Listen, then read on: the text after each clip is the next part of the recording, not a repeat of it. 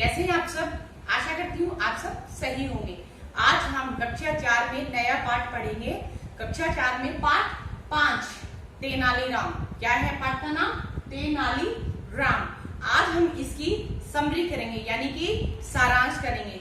छोटा सा इसका कहानी का सारांश करेंगे। एक बार राजा कृष्णदेव, राजा का नाम था कृष्णदेव, उसके दरबार में एक मूर्तिकार आया।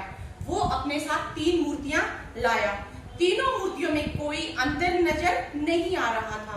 उसने उनके मंत्रियों को बुलाया और पूछा कि बताइए, मुझे इन तीनों मूर्तियों का मूल्य जानना है।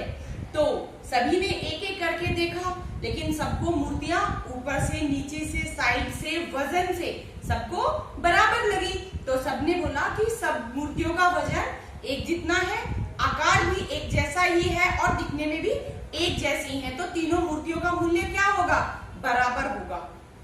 वहां खड़ा तेनालीराम भी सोच रहा था कि अगर ये 3 मूर्तियां एक साथ लाया है और वजन जांचवा रहा है, इनका मूल्य आंक रहा है, इसका मतलब है कि इसमें कुछ विभिन्न बात है। तो उसने क्या किया? तीनों मूर्तियों के पास वो आया और गौर से तीनों मूर्तियों को देखने लगा।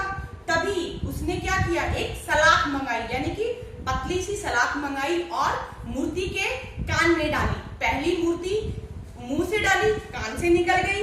दूसरी मूर्ति कान से डाली, दूसरे कान से निकल गई। और तीसरी मूर्ति कान से डाली तो पेट में चली गई।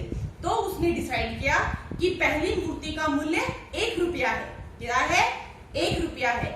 और दूसरी मूर्ति का मूल्य 100 रुपए है और तीसरी मूर्ति का मूल्य 1 लाख रुपए है। उसी प्रकार इस दुनिया में, इस संसार में उपदेश सुनने वाले मनुष्य भी 3 प्रकार के होते हैं। एक पहली मूर्ति जैसे, जो एक कान से सुनकर दूसरे से निकाल देते हैं। दूसरी मूर्ति जैसे, जो एक कान से सुनकर मुख से निकाल देते हैं। और तीसरे, दूसरों को सुनाने के लिए ही वे सुनते हैं। ये तीसरे प्रकार के व्यक्ति होते हैं जो उपदेश सुनते हैं और उन पर अमल कर अपने जीवन में उतार लेते हैं। व्यक्ति की महानता उनके कर्मों से होती है। जो जितना सर्वोत्तम काम करता है, उसके लिए वो उतना ही अधिक मूल्यवान भी होता है। अतः ज्ञान का उपयोग तभी है जब हम उसे अपने अंदर भी ढालें। तेनालीराम का उत्तर सुनकर राजा और सभी दरबारी बहुत खुश हुए।